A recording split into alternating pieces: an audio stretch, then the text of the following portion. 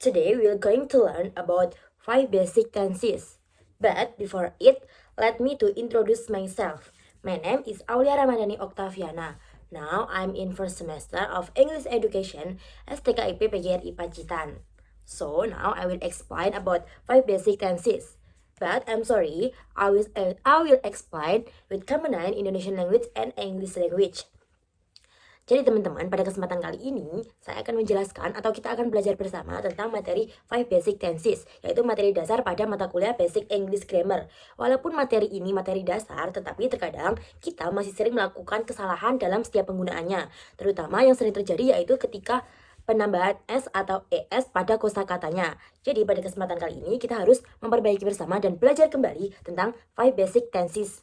Apa sih 5 basic tenses itu? Jadi 5 basic tenses itu yang pertama ada simple present tense, yang kedua ada present continuous tense, yang ketiga ada past simple tense, yang ketiga ada yang keempat ada future simple tense, dan yang terakhir yang kelima ada present perfect tense.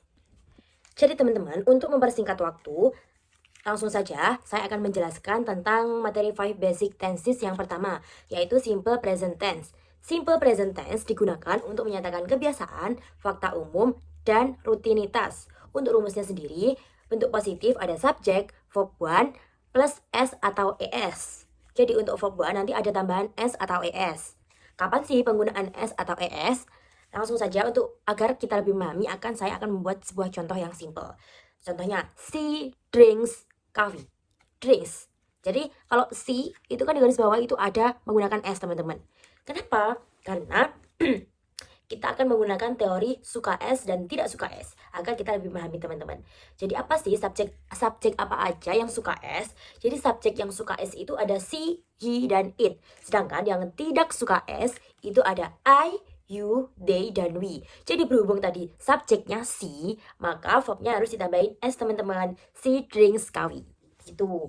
Terus lanjut yang kedua ada bentuk negatif, yaitu rumusnya subjek, do or does, not, dan verb 1. Untuk bentuk negatif ini ada tambahan do or does. Kapan sih penggunaan do or does? Jadi do itu digunakan apabila subjeknya itu berupa I, you, they, dan we. Sedangkan does digunakan apabila subjeknya she, he, atau it teman-teman. Jadi contohnya dari tadi bentuk positif, sekarang kita rubah ke bentuk negatif teman-teman.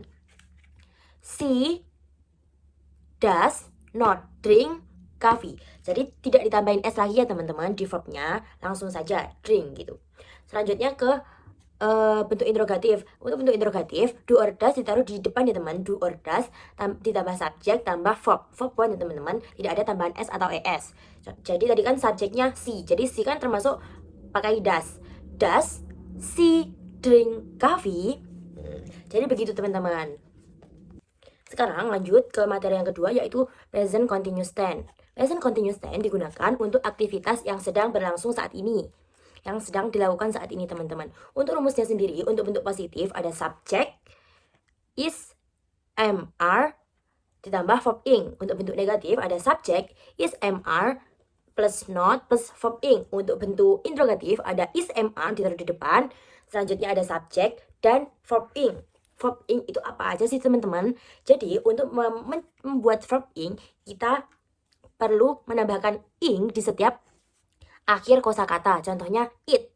Apabila ditambahin ing dijadikan simple continuous, maka jadinya eating. Jadi begitu teman-teman. Contohnya masuk ke contoh. Sebelumnya setiap subjek itu mempunyai to be-nya sendiri-sendiri. I to be-nya am, she to be-nya he, it to be-nya is, you to be-nya you, they, we itu to be-nya are. Jadi contoh, I to be-nya am, I am, it ditambahin ing, eating rice. Untuk bentuk negatif, subjek ditambahin not, subjek I am not eating rice. Untuk bentuk interrogatif, am I eating rice? To be-nya atau is am-nya ditaruh di depan ya teman-teman. Jadi am I eating rice? Gitu teman-teman. Selanjutnya ada simple past tense. Simple past tense digunakan untuk menyatakan kejadian yang sudah terjadi di masa lalu. Yang sudah terjadi ya teman-teman. Jadi untuk rumusnya itu ada subject plus verb to. Jadi kita menggunakan verb to di simple past tense ini. Untuk bentuk positif tadi ada subject plus verb to. Bentuk negatif ada subject, did not, dan verb 1.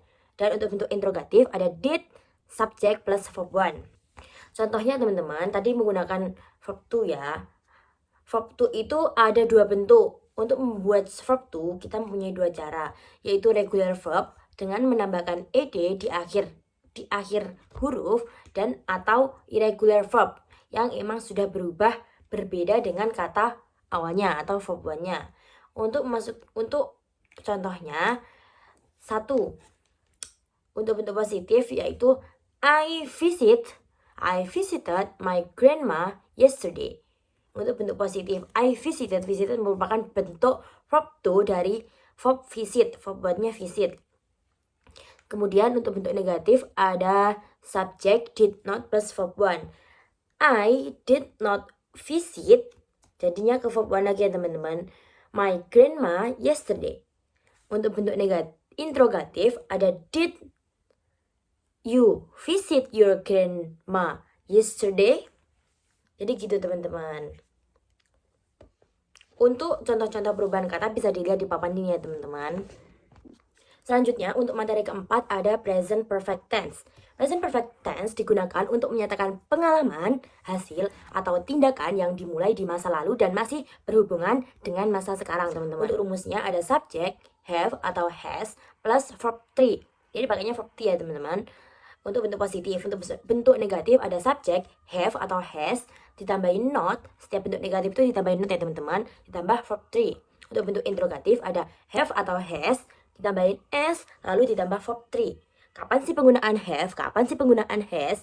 Jadi teman-teman, has itu digunakan apabila subjeknya itu he, she, it, nama orang yang berbentuk tunggal. Sedangkan have itu digunakan apabila subjeknya I, you, they, dan we, dan nama orang atau jamak, tapi yang lebih dari satu teman-teman. Jadi untuk contohnya ada subject they. They itu menggunakan, kita pakainya subject they.